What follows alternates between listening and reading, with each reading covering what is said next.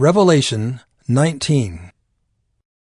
After this, I heard what seemed to be the loud voice of a great multitude in heaven, crying out,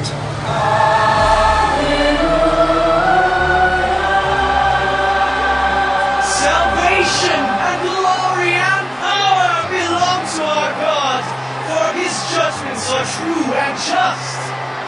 For he has judged the great prostitute who corrupted the earth with her immorality, and has avenged on her the blood of his servants. Once more they cried out, The smoke from her goes up forever and ever! And the 24 elders and the 4 living creatures fell down and worshipped God who was seated on the throne, saying,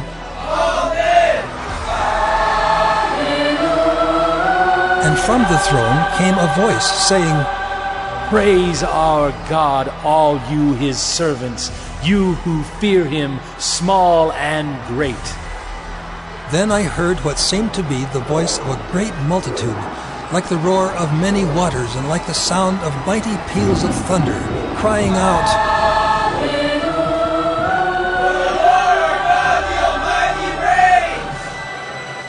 Rejoice and exult and give him the glory, for the marriage of the Lamb has come, and his bride has made herself ready. It was granted her to clothe herself with fine linen, bright and pure. For the fine linen is the righteous deeds of the saints. And the angel said to me, Write this, Blessed are those who are invited to the marriage supper of the Lamb. And he said to me, These are the true words of God. Then I fell down at his feet to worship him. But he said to me, You must not do that. I am a fellow servant with you and your brothers who hold to the testimony of Jesus. Worship God. For the testimony of Jesus is the spirit of prophecy. Then I saw heaven opened, and behold, a white horse.